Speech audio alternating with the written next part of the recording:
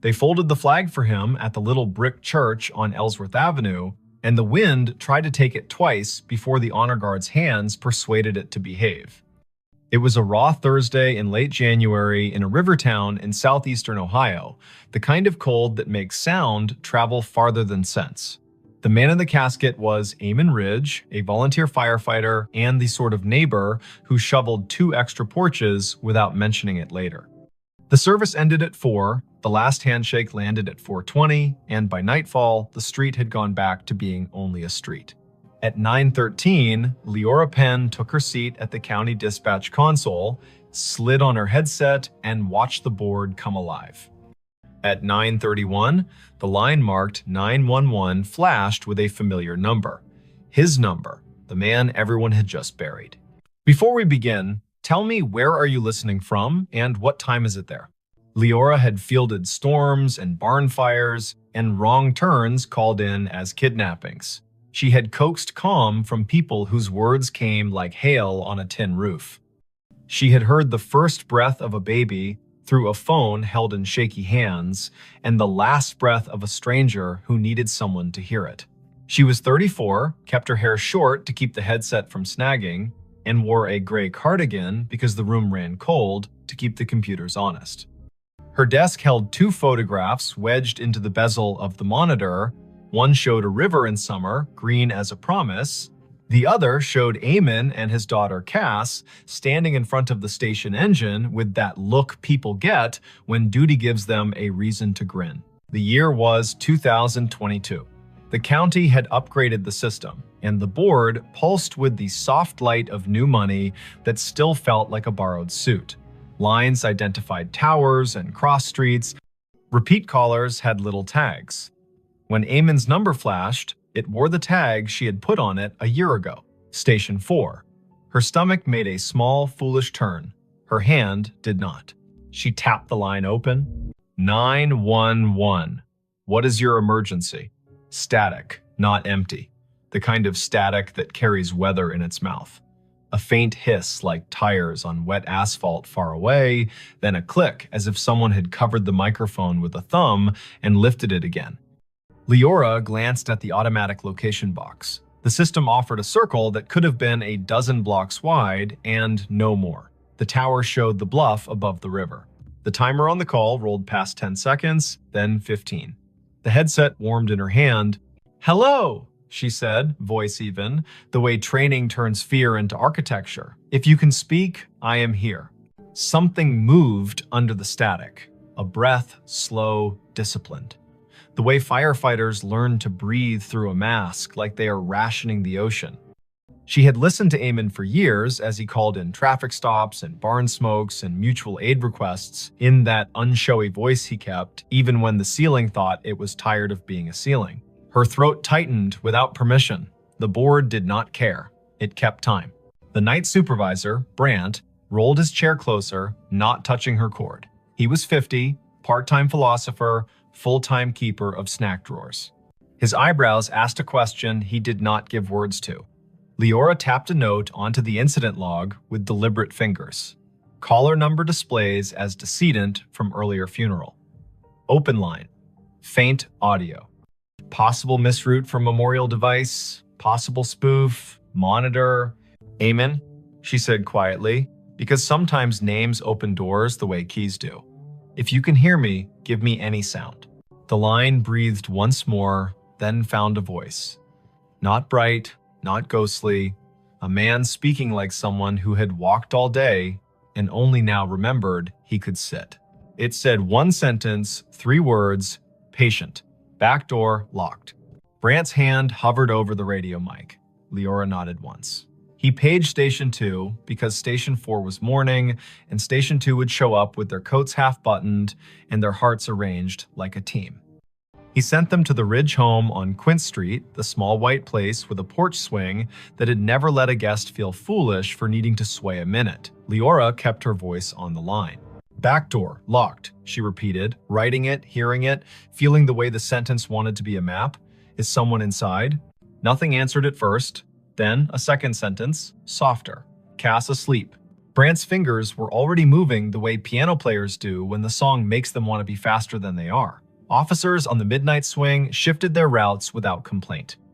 The medic crew out of town angled their rig toward Quince in case Grief had found a trick that needed medical names. Leora sent a quick text to the on-call clergy liaison because the county did not believe in letting families be alone with what they could not name. "Amen," she said, "steady. We're sending them. Stay with me if you can." The line hissed like rain on a steel roof, and then went quiet. Not the click of a hang-up, the kind of quiet a room makes when a story finally sits down. The call timer rolled to 1 minute 23 seconds, then stopped. Disconnected, the board told her, cheerful as a toy that believes its work noble. Brant opened his mouth and then closed it. He reached for his coffee and decided it was the wrong kind of night for coffee and reached for water instead. Leora sat very still for a moment and felt the way adrenaline stands up in your body and refuses to sit until you give it a task. She gave it the task of listening. The lines danced with ordinary need. A possum in a kitchen. A husband who had cut his hand on a jar. A neighbor who had heard a window break and then realized it was the television. Her hands did their work. Her ear held a room for the line that had gone quiet. Officer G. Park radioed in first. Voice crisp. Tires crunching on salt in the street. Unit 3-1. Quince Street. Back porch light on. Back door indeed locked. Copy request to knock. "Copy," Leora said, hearing her own voice make simple shapes. "Proceed." There are knocks that sound like questions and knocks that sound like the start of a fight. Officer Park knocked like a person who has played in a string quartet. Firm, meticulous, willing to wait between knocks. Leora heard the long, thin silence on the open radio channel that means everyone has decided to breathe in sync. A porch swing creaked, whether from wind or memory. Then Park again, softer. Visual on subject in living room. Teen. Asleep on couch. Television on mute. No visible distress. We are making entry. Park called the locksmith number taped to his visor, because there is always one, and he also called the small cheat that officers inherit, which is to lift the back door on its tired hinges when you turn the key the wrong way. The door opened, a floorboard confessed itself. Park moved through a small kitchen that smelled like heat and spice and thyme. He said, quiet as a blessing, "Cass, it's G, it's me." The girl woke with that rough sound grief makes when it has only just let go for half an hour at last. "Back door," Park said into his shoulder mic. "Locked, now secured." Subject breathing, oriented, tearful, says she fell asleep and forgot the back after the last aunt left. She says her dad would have said it. She says she heard him say it sometimes, even when he was alive, when she forgot. "I'm locking up, then staying here until her aunt returns." The call had been the little bridge a county makes when one house cannot manage all its doors alone. Leora typed. She logged, she breathed. She answered a call about a siren that would not stop on a fire alarm panel, which is a call that can ruin a night or return it to its usable shape. She told Brant she needed 30 seconds, stood up from her console, walked to the stainless sink by the break room door, and washed her hands as if she had been in a kitchen that required respect. At 10:48, the line lit again. Same number. The board did not know how to feel about that and chose its usual indifference. Leora took it. 911. A voice lives inside a headset after a while. The nerves learn routes, the body decides where to keep the sound. The phrase came through low and clear. Basement. Pilot light. She did not hesitate. She sent the fire crew already on Quince next door. She told Park. She told the aunt, who had come breathless from her own house 3 blocks away, that they were going down the cellar stairs for the little square of flame that keeps a winter from doing more harm than good. She heard Cass in the background say, without fright, he always listened to the furnace like it was trying to tell him a joke. Engine 3 called in. Pilot light out. Gas smell minimal. Windows open. Relit. Carbon monoxide monitor registers safe. A firefighter Rowe, who had once done stand-up for exactly 2 open mic nights, and then decided his comedy belonged in the bay with his coworkers, added gently, Whoever called this in has good ears. The board calmed, the town kept its little noises, the river told the ice what to do, and the ice obeyed or not. Leora's shift slid past midnight. At 1:19, she poured tea she did not want and drank it because warm things are a kind of law. At 1:40, an old man reported a woman knocking on his side door asking for a light, and she sent Park and his partner again, and it turned out to be a neighbor who had locked herself out, and they laughed about solutions and did not mention grief, so it would not be tempted to take that house too. At 2:19, when the dispatch room feels like a lighthouse that forgot whether the bay is wide or just an eager creek, the line lit a third time. Leora did not say amen out loud. She let the humanities teacher voice in her head that once told her names have heft say it for her. 911. This time the sentence was longer. Not elaborate, not difficult. The kind of sentence men say when they've spent their lives making tool lists. Check the pan on the back burner.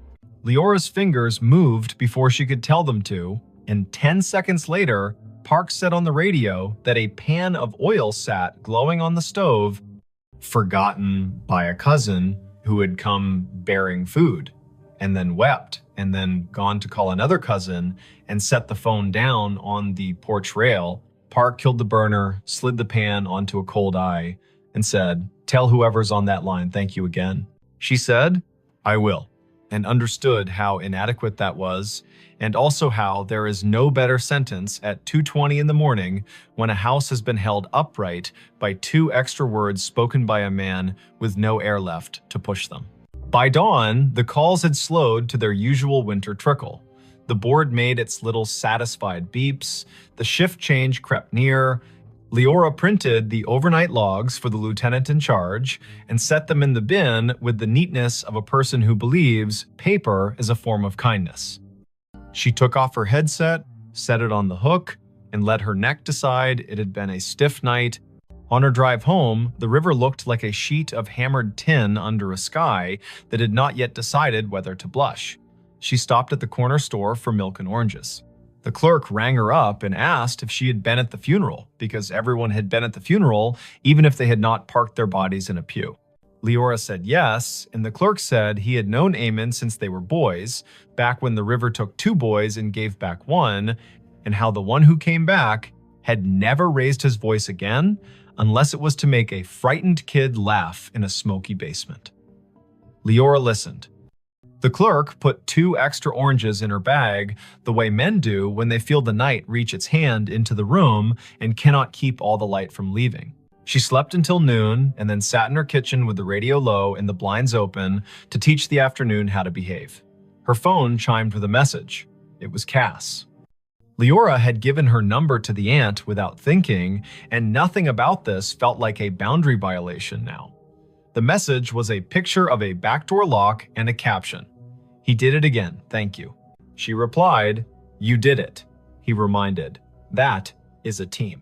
Cass sent back a heart in the color teens choose when they mean it and do not want to seem silly. Word traveled without gossip's teeth in it. People told each other the version they could bear. Some said the call after the funeral had been a trick of towers, an echo, a message scheduled by a grieving mind that had set a reminder on a phone. Some said Eamon was still doing his rounds, making sure pilot lights and pans behaved. The chaplain said he did not know the mechanics of it and did not care, that love gets to serve in whatever uniform it likes. The fire chief said quietly to Leora, "If my number ever lights your board and I am not in a position to help myself, send the crew. I will not be offended if you use my name to get them there faster." It is Wannon. The next week brought the kind of snow that erases the edges of things. Leora worked 3 overnights in a row and learned to sleep in squares of 4 hours like a cat. She took a call from a man who had found his wife on the floor and guided him to count and compress, and the medics arrived before the counting rasped the hope out of his voice. She took a call from a woman who had locked herself in a bathroom because her boyfriend had stopped being gentle, and she kept the woman talking about the photograph on the wall while the officers climbed the stairs 2 at a time. She did not think about the line until it lit again 2 Fridays later at 1 in the morning. She kept her voice clean. 911. Eamon's voice came again, thinner, like a person speaking through a scarf. It said, in a tone part instruction and part apology, "Box of matches in the junk drawer beside the oven. Throw them out." She told Park. Park went. He opened the drawer and found a box that had wicked itself damp and mean. He took it to the back porch and soaked it and binned it, and then came inside and wrote a sticky note for Cass that read, "Your dad told on you." She woke to it and laughed in that shocked way laughter has when it has been given back its license to exist. Not every call was that kind. Once, the line connected, and all Leora could hear was faint wind and the hollow tick of a cooling engine, and she understood, without needing the lieutenant's later confirmation, that this had been the night the station bays opened, and Eamon's truck had been driven back from the long, slow procession, and the engine had clicked in that language. Machines use to admit fatigue. Once, the line carried only a sound, like boots on gravel, exactly 3 steps, then the pause of a man looking at a sky he used to know from a ladder truck. Once, nothing came at all. And still, she stayed on the line the way you stay on a porch after a friend has gone inside, just in case one more sentence needs to come out and walk around in the air. Spring loosened the river. April made the churchyard look less stern. Cass finished school with a concentration that made her teachers write small notes on the bottom of her papers. "You have turned into a person who trusts herself." Leora saw her at the station on an open house Saturday, and the girl hugged her the way nieces do their aunts without asking for the right to be related. They stood under the engine bay's great door and listened to the way small kids treat sirens like musical instruments when given permission. Cass said she sometimes still heard it, the way a voice comes into a room without needing to open the door. She said the voice had told her to bring in the porch rug before a thunderstorm that would have flung it across the block. She said the voice had told her to drink water before her stomach had the language to beg for it. "What do you think it is?" she asked, not demanding that it be a ghost or an algorithm. "I think you live in a county where people answer one another when called," Leora said. "I think sometimes lines open from one room to another because the rooms were built that way by love. I think if we say it out loud too many times, the day will get shy and pretend it never happened. And I think your dad trained his whole body to go when someone needed a sentence, and I do not know what training looks like later." Thanks for watching Allen's To Help Pray. Cass nodded as if she had been offered advice about lifting with her legs, not her back. She put her hands on the engine's bumper like a kid checking the pulse of a whale and whispered thanks in the dull shine where she thought it might carry. The last call came in July, on a night that smelled like cut grass and the electric promise of storm. The board was quiet. Brant had his feet crossed at the ankle, the way he did only after midnight when the county behaved. The line lit. Leora took it with the care of a person accepting a candle in wind. 911.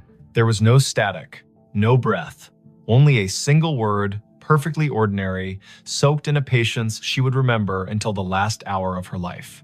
Enough. "Enough what?" she asked. Back straight, pencil ready.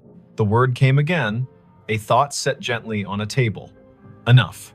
Then a long exhale, the temperature of a day in which someone has put down a tool they are proud to have used and is ready to wash their hands. She typed the word. She did not send units. She did not mention it to Brant until the end of the hour, when she said it out loud the way you say a number twice to make sure you got it right. He nodded. He threw a cough drop to her like a baseball, and she caught it and laughed because bodies insist on living. There were no more calls after that. The system reassigned numbers as systems do. The board forgot how to glow with that tag. When Leora sat at her desk and the photographs leaned against the monitor made their steady witness, she still sometimes heard the faint tap of a firefighter's gloved hand on a doorframe, the universal signal for ready. She bought a small, heavy key hook for her own kitchen, put it by the back door, and never forgot again. She found that when she walked past the Ridge place on mornings when she needed to see the river before she could trust the day, she would look at the back door and feel not a haunting, not an ache, but the exact rectangular comfort of a thing that had been understood and done. If this kind of thing ever happens where you live, if a phone rings after a set of shoulders in town have lowered themselves to the work of grief, if a name appears on your console that your heart wants to call impossible, do what Leora did. Answer. Stand in the narrow bridge between rooms, ask short questions with soft edges, send help, write down exact words. The world is made of exact words and the work that follows them. Believe nobody and nothing too hard. Let the river decide what is memory and what is rumor. And when the voice finally says enough, let your hands say thank you by resting them, palm down, on the desk you have kept clean so the night can put its weight there for a minute. And if you are sitting in your kitchen with a back door that gets forgetful, say the date out loud to bring the day to heal. Late January 2022. Early April 2022. The hot night in July when rain forgot its manners.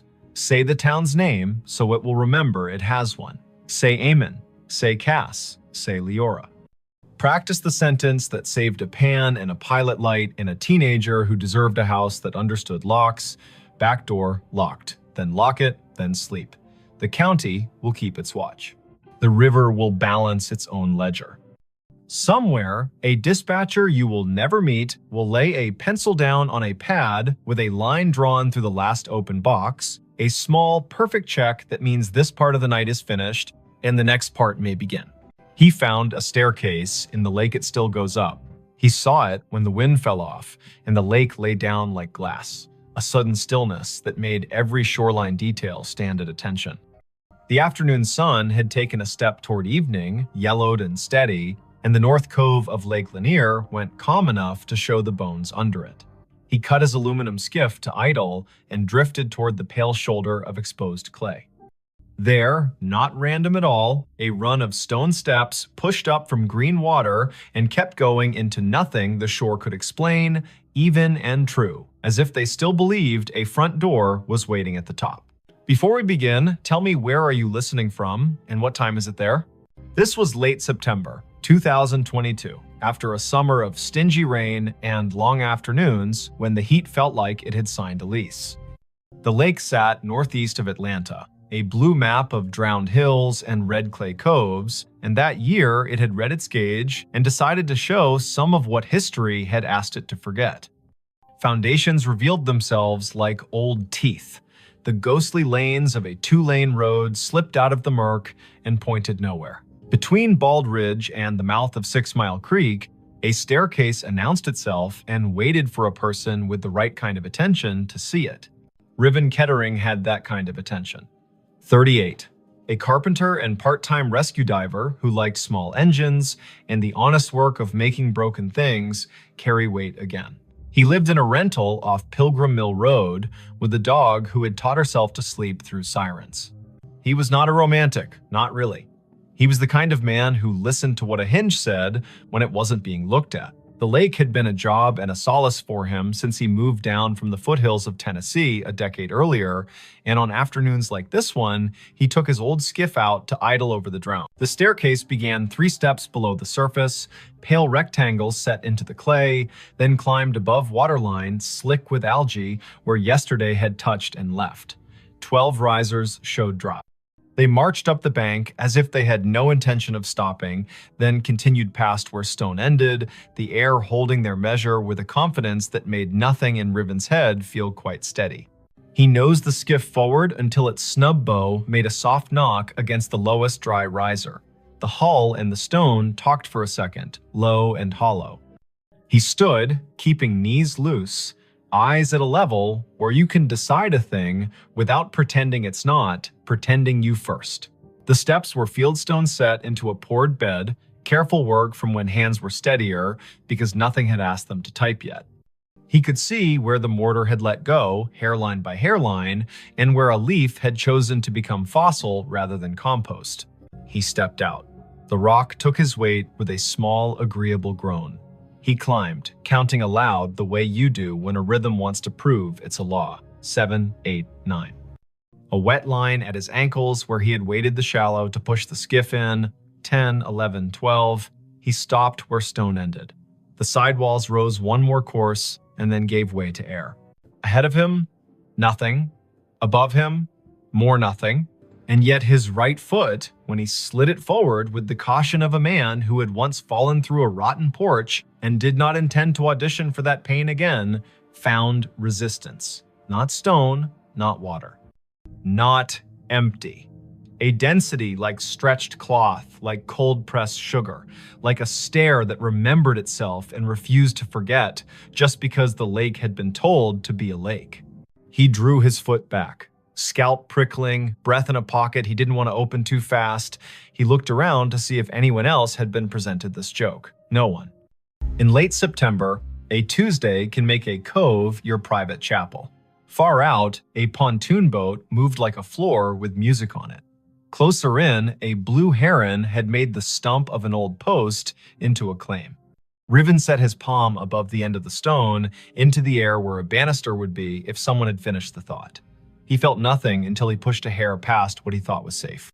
Then he felt a boundary, the exact height of a handrail in a code book he could recite. He smiled despite the way his heart had decided to pick up the tempo. Something here hadn't drowned entirely. Something here had decided to keep going up. He does not scare fast, Riven.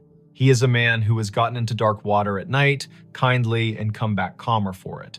But he respects a place with a memory.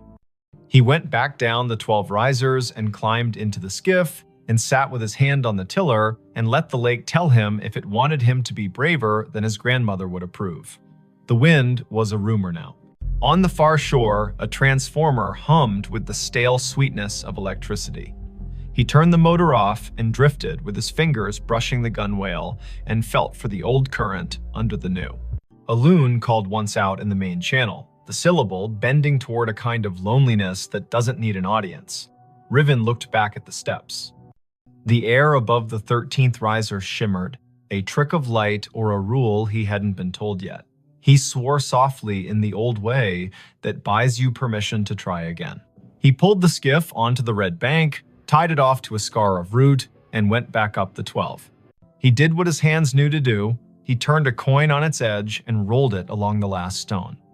When it tipped forward into air, it did not fall. It sat against nothing, as if pressed to a glass he could not see. He slid it forward with one finger and felt it drag over an edge. He slid his boot after it and met a tread that had weight. He put his full foot down and his bones agreed that physics had not been insulted, only invited to a different kind of party. He brought the other foot up. He stood on the 13th step of something that existed without confessing to the eye. He took one more. 14. He stopped. He is not a fool. He turned to look at the lake, which does not care if you find it holy or treacherous, so long as you understand which mood it is in. The cove held its breath. He stepped backward down the 2 air treads with a caution that felt like a prayer you say without agreeing you're saying it. He stood again on stone that had no arguments and breathed the kind of breath that renters of boats make when the motor coughs once and then forgives you. Lake Lanier carries stories the way clay carries footprints. Old towns lie under it, old churches, the ghost lanes of Old Federal Road. People will tell you about a stalled truck on a fogged bridge and a handprint on the back window after, about divers who won't go down a second time because they looked through a school of crappie and saw a porch swing move. Some of that is what happens when humans leave water to be the keeper of their history. Some of that is people being lonely and needing their fear to wear a costume. Riven carried none of those stories in the silly way. He carried them the practical way. He knew people had been told their land would drown for the good of cities they would never see, and some of those people had said their names into the bank and put rocks one on another to make the land remember. He went home with the staircase in his notebook and in his knees. He did not say the shape of it to the bartender at the place on Brown's Bridge, who called everybody chief. He did not post a photo because the lake punishes people who turn it into spectacle. He slept badly and woke before his alarm and made coffee meaner than necessary and drove back with a coil of thin rope and a chalk box and the tape measure he used when perfection had to be part of the bill. Morning Lake, blue as breath. The skiff skittered over wind ruffles and slid into the cove willing. He tied a chalk line at the last stone and played it out up the air, marking nothing with blue dust that caught in nothing and hung there like a trick. He laughed once, quietly. He measured riser height with the tape and found consistency that would have made a county inspector nod. He tied a loop in the rope and lowered it down the near face of the steps. The loop sat against an invisible edge and held, not tight, not loose, as if politely told to wait. Half an hour went by that way. Numbers, angles. The carpenter in him building a drawing that would keep his fear inside its lines. When he finished, he sat with his back against the sidewall and let his head find the cool of stone that had learned shade. The world stepped closer. From somewhere he could not triangulate came a sound that reminded him of a bicycle bell rung just once. In politeness, he stood. The sound did not come again. He walked down the 12 and waited on the shoreline while the lake decided whether to ignore him or to grant him more. A woman called from the top of the red bank. Riven looked up. She was tall and rangy, mid-40s, wearing the kind of straw hat that makes a person look like they know how to move in weather. She carried a camera with a strap that had been repaired twice and a notebook bulging with the kind of paper that did not come out of printers. She introduced herself with a grin that answered questions he had not asked. Mara Clary. She ran a small outfit that mapped drowned towns and grave relocations for counties that cared to admit their forgetting. She had a copy of the Army Corps' old charts and a habit of showing up where the lake loaned the present to the past.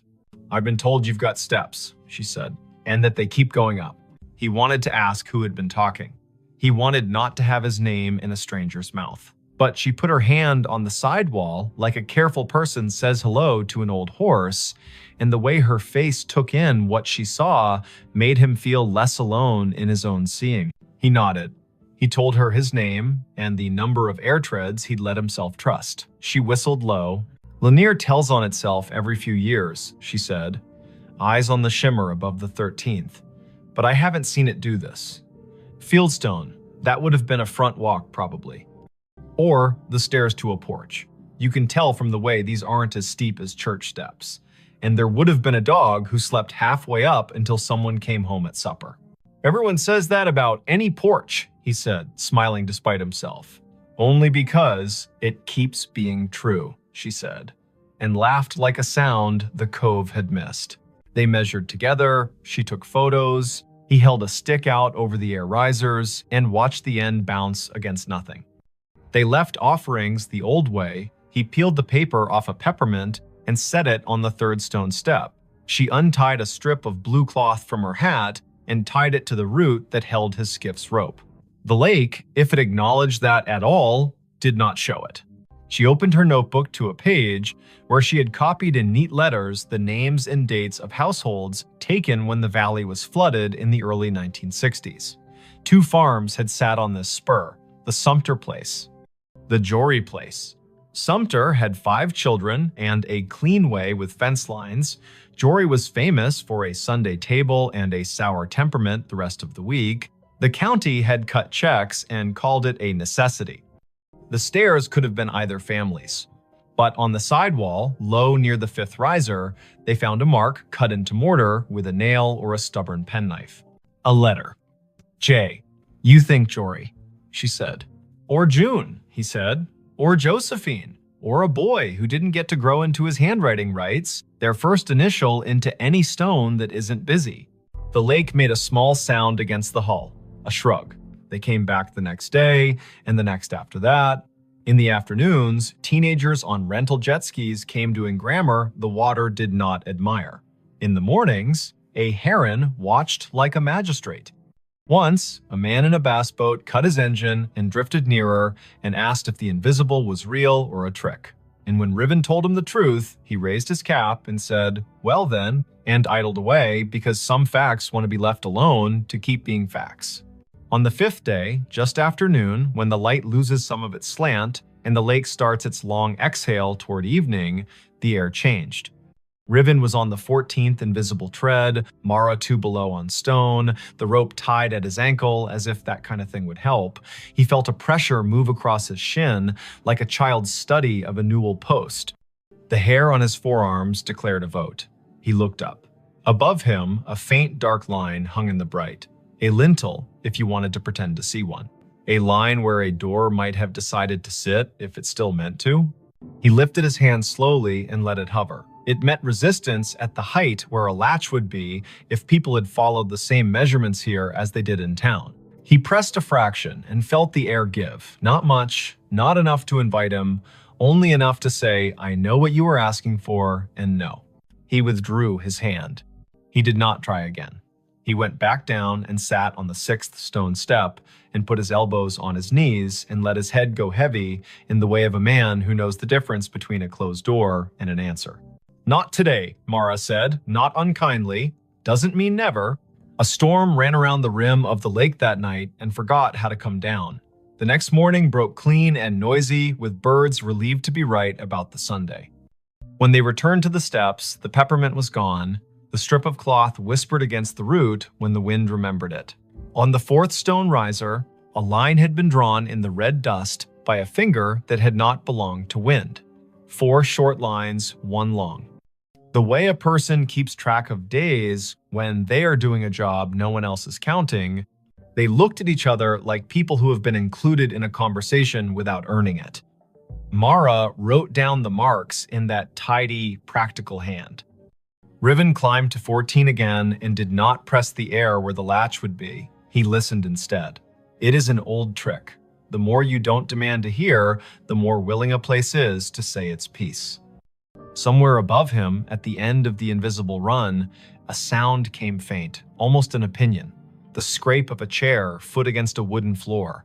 Once, then a breath, remarkably ordinary, let out by someone who was done with a small effort and is pleased to have finished. He let his knees bend and went back down, step by careful step. The county put out a notice, polite as a church lady, asking people not to climb anything that felt like absence. A man from the Corps came by with a clipboard and a caution that did not include humor and told them to rope the place from the bank. They tied a line and left it slack enough to be ignored by whatever needed to come and go. Mara logged coordinates and photographs and the exact color of the lichens on the sidewall. Riven made a drawing of the steps that showed the air ones the way you show trust, with dotted lines and a note that says, "As found." Word spread anyway. It always does when to leave a thing alone would be the more complicated form of love.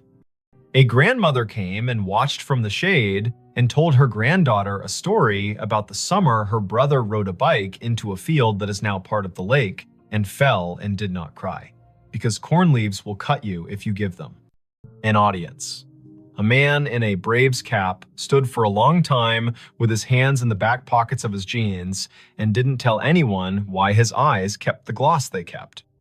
A boy clapped once and apologized, and then asked if the staircase sounded like anything, and when Riven told him about the scrape and the breath, the boy looked toward the place where a door might be and whispered, "Thank you," like a student to a teacher who has handed out permission slips to freedom. On a Wednesday morning in early October, the lake rose 2 inches. The first stone step went green again. The 12th stayed dry. Riven set his palm to the sidewall as he had begun to do without design and said the names of the months out loud as if they were a key. Mara arrived late, hair in a bandana printed with little cranes, a thermos in one hand and a sheet of onion skin paper in the other, the thin kind that takes pencil and lets the stone's texture come up through. She rubbed the J, the nail-cut letter, and the tally marks. When she lifted the paper, the letter and the lines looked like a message written by someone whose words had to be rationed. She tucked the rubbing into her notebook with a care Riven recognized as kin to prayer. By noon, clouds built into a boast. Mara packed her camera because electric things deserve not to be insulted by weather. Riven untied the rope at his ankle and coiled it with the absent-minded competence of someone who likes ropes for the way they make order out of risk. The air above the 14th step felt different. Cooler, somehow. Denser. He looked up and wanted more than he would have admitted the week before to see something acknowledge him. Not a face, not a figure, an idea. The lake refused. It kept to its rights. Before the storm broke, a small group arrived in silence. Not tourists, not thrill seekers. People in good shoes that did not belong to docks. A woman in a navy blazer. A man whose tie had been loosened by degrees and had stopped at 3. An older woman with a cane that looked like it had been carved by someone who understood trees better than money. They stood on the bank above the line and watched the steps like people watching someone figure skate after having once skated the same routine 3 decades ago and remembering what the body used to hold. The older woman spoke first, to the stone, not to the living. "You kept it," she said. "You stubborn thing. I told them you would." She introduced herself when Riven climbed down to the bank with his curiosity plainly showing. Ada Sumter Jory. Not a marriage, she was quick to clarify, but a habit of names borrowed and kept. Her father had been a Sumter, her mother a Jory by necessity and grievance. She had been 10 when the men from the government came and put stakes on the hill and told her they were measuring to make the river useful. She had been 14 when the kitchen was dismantled and stored in a relative's shed, and the porch chairs were put on a truck without the porch. She had been 15 when the lake finally climbed to the 7th stair and the dogs refused to sleep where they had always slept and had to learn ground new as $1. "My granddaddy set those stones," she said, chin lifting toward the steps. He knew the grade by eye. House stood there. She pointed at the air, ran long that way. Kitchen at the back, where mornings were honest. Stairs to the sleeping rooms tucked in right of the door. He told me we build stairs for coming and going and for waiting. That last part is where the world gets the math wrong. She cleared her throat once, a small thing that meant a larger thing had moved through it. "My brother wrote his letter J in the mortar before it set," she said, and smiled fully for the first time. He was 5 and mad because he had not been allowed to carry a stone and needed to have done something the porch would remember. They watched the lake together as it considered which forenoon belonged to which afternoon. Mara showed Ada the rubbing, and Ada put her palm on the paper like a hand over a baby's sleeping flank. "He stayed mean," she said of Jory, but without any real heat. But he loved that stair. Sat halfway up when he had nothing to do and the weather had nothing to argue about. Played that little bell you keep hearing because he liked the neatness of a sound that stops when you take your finger off it. The storm arrived, they covered what needed covering, the skiff rocked and complained, and then remembered it had been in worse moods and calmed. The rain washed the red dust off the risers and gave them back their gray. The air cooled like a head turning on a pillow to the comfortable side. Ada walked down to the second step and touched it like the forehead of a child with a fever breaking. "Enough," she said to the rain, to the year, to the air that had learned to hold treads. In the weeks that followed, the staircase did what durable things do when they decide to belong to more than one story. It kept being itself. The lake rose and smudged the lower steps and then pulled back like a long breath returned. Riven kept coming because he had begun to like the feeling of leaving a place better than he found it by doing nothing but listening the way a well-made chair listens when a tired person sits. Mara wrote a piece for the County Historical Society that began with the sentence, "There are places we drown and places that refuse." Ada came twice more and told the stair her brother's best and worst. And once, on a bright Sunday, when the buzz of outboards sounded like cicadas pretending to be important, she brought a tin of biscuits and left one on the 3rd step because her mother would have called it manners. On a morning in November, the air thin and brisk, frost like pale sugar on shaded clay, Riven came alone. The lake had taken back an inch, the first 2 steps glowed green. He stood at the foot and waited the way you learn to wait when you've been given more than you asked and are smart enough not to get greedy. The wind came off the water and put its fingers through his hair with a familiarity he hadn't earned. Above the 14th tread, the line where a lintel would be shivered and then settled. He put his hand out at the height of a latch and did not press. "Thank you," he said to nothing and to something. He went home and made lunch and fixed a neighbor's sagging cabinet and walked his dog in the long honey of 4 o'clock. He slept that night without the lake climbing the stairs of his thoughts. He dreamed he was sanding a handrail he could not see and woke with the particular ache in his forearm that tells a man he did a good day's work in the world that matters and the one that does not need him but lets him in anyway. If you go out to Lake Lanier on a fall day after a long dry, when the wind has the courtesy to lie down and let the surface polish itself, you can find the cove if you know who to ask and you promise out loud not to bring a ladder. The staircase will be there, stepping up from water into air with the patience of a body that has learned not to argue with time.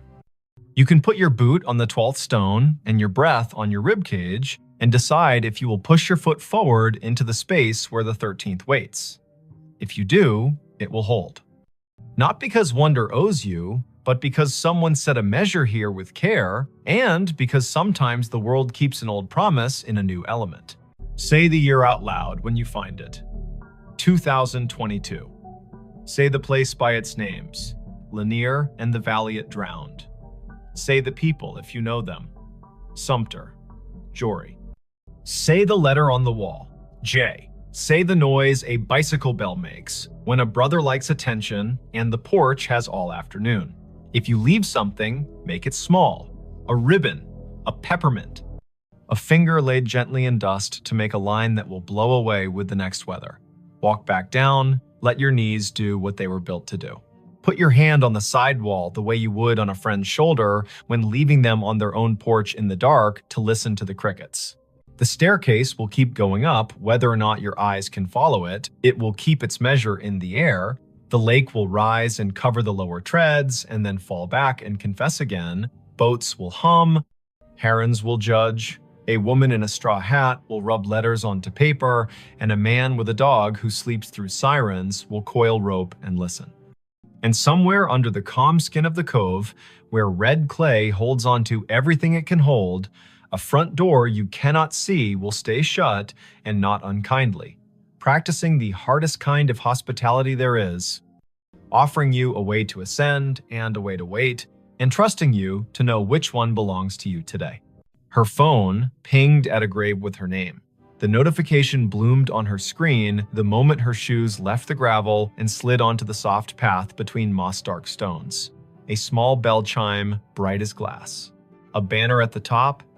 You have arrived, Eden E. Hale. The words sat there as calmly as a weather app, as if the city had decided to label her the way it labels a bridge or a square. The place was Bonaventure Cemetery in Savannah, Georgia. Spanish moss hung in long, steady sentences from the live oaks.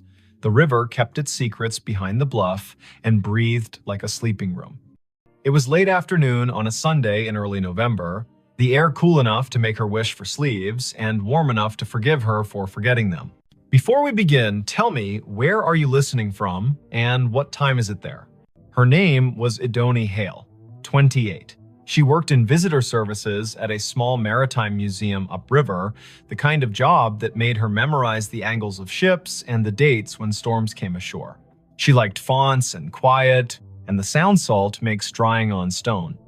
She was visiting Bonaventure because her friend Anson had flown in from Minneapolis for a long weekend, and the two of them liked places that let you feel your breath in your mouth. The year was 2021. Phones knew where you were within decent intimacy. Some headstones wore small plaques with codes that asked to be scanned and promised a story. They had parked on Bonaventure Road under an oak that had learned to be older than most houses. The sky was simple, a clean coin of light. The volunteer at the office had given them a paper map and a soft-voiced list of locations worth the walk if you wanted your day to hold. Look for the little angels facing east. Find the section where the camellias keep blooming against instruction. There's a family plot that feels like a room you shouldn't step into without knocking. No one mentioned a notification. Idoni stared at her phone. The banner did not give a location like Section F or Plot 31. It was the same tag her calendar used when she arrived at work or home. You have arrived, Idoni Hale. As if she were a place. As if the grave were her. Anson leaned toward the screen and squinted. He was tall and light-footed, a teacher of high school literature who carried poems in his pockets like receipts. He read the banner and then her face and made a small arranging motion with his hands, the way he does when he wants to place humor where fright is trying to sit. That's a bug, he said, not unkindly. Or a geofence you made and forgot. Did you tell your phone to remind you to be yourself today? She clicked the banner to see where the phone thought she belonged. A map opened, a blue dot pulsed with the steady patience of a small heartbeat. A gray pin sat 100 feet east in a section labeled McAllister. The pop-up bubble above the pin read Idany Hale in the same unsentimental font. She did not have a virtual contact called a cemetery. She had not created a reminder to arrive at her own name. The phone had decided the path curled between stones with dates that made you speak them out loud, because numbers are easier to hold when they come through the mouth. 1873, 1920, 2009. The Oaks leaned as if sold on the idea that the living need rehearsal space. Anson spoke a tour fact about a poet who loved this place and whose plaque visitors touch in a small, quick superstition. Idoni nodded because liking facts is a way of staying steady. Her pocket shook again. Another chime, the same banner. You have arrived. Idany Hale. She breathed the way the yoga teacher on the internet tells you to. In through a count of 4, hold for 4, out for 6. They followed the path east until the bluff opened its shoulder and let the wind test their sleeves. The section ahead was a little higher, a little more sure of itself. A plot enclosed by low stone, dressed in ivy, sat beneath a live oak that looked like a table that had decided to grow legs. In the center stood a headstone gray as rain, taller than Idoni's shoulder. The name at the top held Idany Hale. She stopped. You might have stopped too. Her name was not common. Her mother had found it in a book of Old English names and liked the way it sounded like a promise made under a tree. She had never met another Idany. To see the letters in this order on stone felt like stepping into a movie where you have lines you did not audition for. Anson's hand found her elbow without a show of it. He had the sense not to say, wow, or are you kidding? He stood with her and let the river finish a sentence neither of them had started. The dates carved below the name were the first clean relief, 1974 to 2014, not hers. A woman 2 decades older, gone 7 years now. Under the dates, a line that read as Keeper of the Keys. The stone carried a small oval of glazed photo, a face with hair tucked back, eyes steady, a glint of a keyring at the edge of the frame. The oval was rubbed to a shine from fingers, the way love polishes small things while refusing to say it is love. On the right-hand corner of the stone, someone had bolted one of the new plaques with its little square of patterns. Scan to learn more. People who love story cannot resist a square that holds one. Idany lifted her phone and let the camera see. A link opened without asking for anything. A page built by a memorial service company bloomed. At the top, the name again. Below, a small biography. A life lived with habits, upright and kind. A childhood in Chatham County. A long run as cemetery sexton. The last line read in a voice that felt like a woman sitting on a step with a mug and a warning and a grin. If you need something, tell the ground. It will tell me. While she read, the phone hummed again. Not a banner this time. A little circle pulsing at the top of the screen, the way maps announce a place with enthusiasm. The circle flashed once, then settled. Idany swiped down to see the source, a calendar reminder with no category. White, titled simply, Arrived. Location, here. She had not written that. The phone, perhaps, had decided the day needed a label, or the small plaque had more to it than the page admitted. Anson said the woman in the photo had librarian eyes.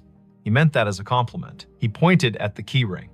He said his grandmother had been a keeper of the keys at a church in North Dakota, and those women know where every grief sits at every hour, the way a night janitor knows which chairs spit gum and which ones sigh. They stood a while. People walked past in respectful silence, guided by a docent's voice that held just enough theater to keep 15 people from wandering into their own daydreams. Spanish moss moved like thought repeating itself. A flake of light rose off the river and fell back as if it had changed its mind about being air. It would have been a good story already finding your own name on stone, a phone that had the audacity to tell you you had arrived, but something else decided to be true.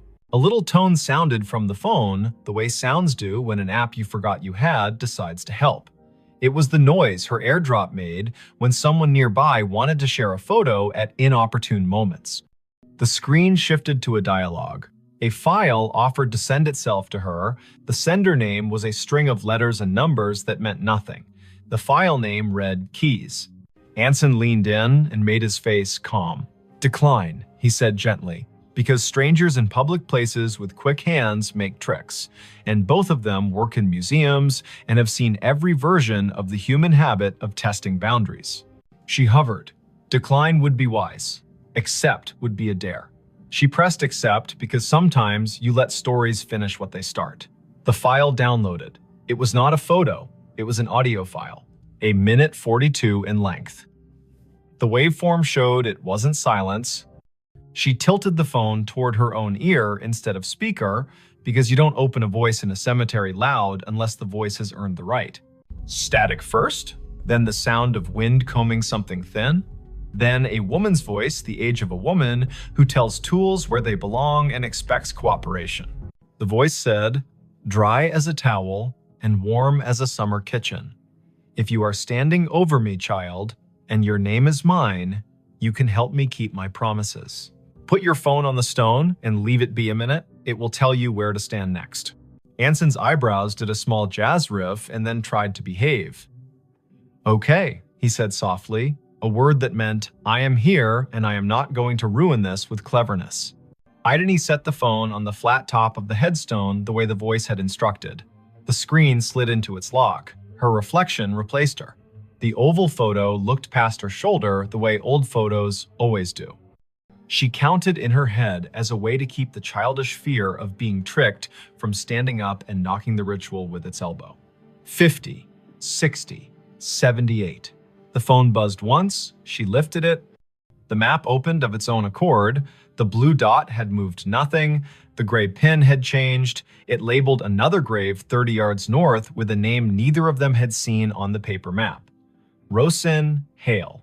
A second name. Another Hale. The first name was Welsh and not common here. They went because the day had asked enough times to be answered polite. The second stone stood lower, more modest. The granite, a color you could never find on purpose if you looked in a catalog. The dates were older, 1931 to 1999. The epitaph read, "She kept the gate lighted," and under that, in smaller letters, so faint you could only see them when the cloud put its hand over the sun, a line, Rosine was born. Rosine Idris. She married into Hale and stayed. Tell my niece if she comes through here that I see her when I count keys. I am not anybody's niece, Idani said aloud, and then took a breath because she heard the defensiveness squirreled underneath. I mean, not hers. You might be more people's niece than you know, Anson said gently, a man who had grown up with uncles who weren't uncles and yet were more family than the kind that wears your face. They stood while the wind added a signature to the bottom of the page of the day. The river put its shoulder against the bank and leaned. The phone did not ping again for a while. A cardinal went from one branch to another with the purposeful speed of a person who knows where the parts are stored. A group of teenagers trailed an auntie through the lanes, popping gum in a respectful way, which is a regional miracle. Idani looked up Rosin on the cemetery's database because when your heart gets odd, facts make a braid to hold on to. The database was one of those volunteer-built websites that carry the tone of a potluck where everyone brings a dish so exact it shames you for choosing salad. Rosin's entry was thorough. Born Rhonda Valley, came across with parents as a child, settled in Chatham County, married one Mr. Hale, worked checklist after checklist for the electrical union office, sang alto in church with the patience of an anvil, survived by no children, preceded by older brothers, all gone. Niece mentioned in an obituary in 1999 with no name given. Anson made a sound that meant the story had wiped its hands on his shirt and was ready to cook.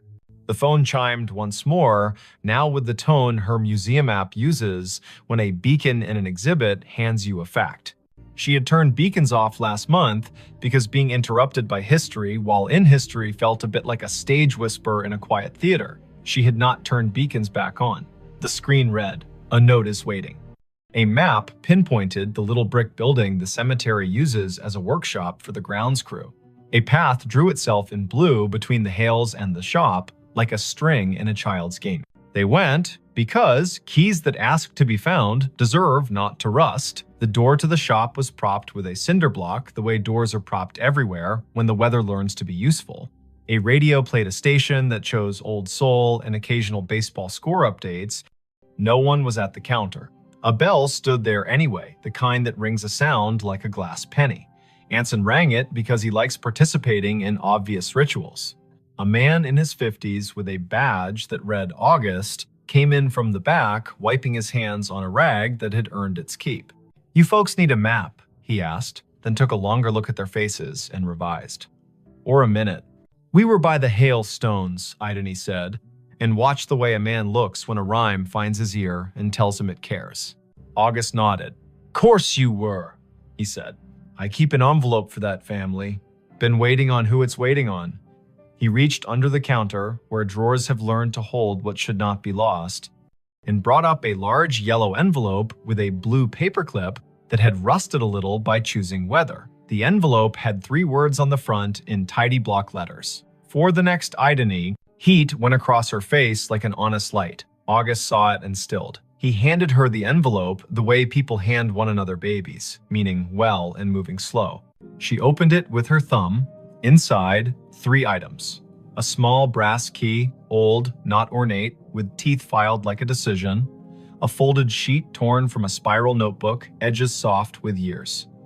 And a wallet-sized photo of a woman in a blue work shirt with a name patch and a grin you could feel on your back like afternoon Sunday. The patch read, "Idony." The face belonged to the woman on the first stone. The note was written in blue ballpoint in a hand that pressed harder than paper deserves. It read, "Simple. For the next Idony in this county who can hear me the way a key hears a lock. My niece is out there." She won't say yes to the word niece because words are stubborn. She'll need to open the box in the old mausoleum we keep for tools and favors. The key is for the small door on the left.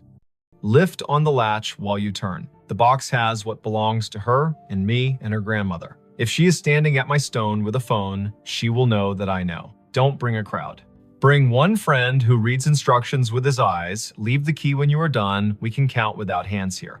"I'm not someone's niece," she said again, and heard how the sentence grew less certain with practice. Her mother's family tree began and ended in a different state. A line of women who told polite lies to spare one another the sharp edges and did their grief in broom closets. Her father had not survived long enough to name distant relations. He had left behind a bent screwdriver and a smell that her body still could find when a day asked. Anson's hand found the counter in a quick pat, like checking for keys as you leave the house. "You don't have to be a niece to be the person meant to do a thing," he said. "But also you might, and it might not matter how that happened." August tapped the counter twice, a habit that sounded like a yes. "The small left door," he said. "People never see it. Take the path behind the office and go right at the angel with the missing hand." The mausoleum is the little brick one that looks polite. The left door sticks the way a lie sticks to a room. Do what the note said, lift and turn. They went back into the light. The blue string on the map did not bother now to draw. The path knew their feet. The angel with the missing hand stood where the volunteer had said, "Angels stand, face east," blank expression that suggested she had witnessed every century and found nothing quite bad enough to frown at yet. The brick mausoleum waited with that small pride buildings have when they know they are not the grandest on the block, but are the one that does the job without complaint. The left door looked like a panel added later. The brass latch had the smoothness that comes of being touched by people who mean to get work done. Idony slid the key in, the teeth caught, and then thought better of it. She lifted the latch with her other hand and turned. The lock gave. The door opened 6 inches and stopped, ticked by a wooden wedge that had been insinuated at the bottom by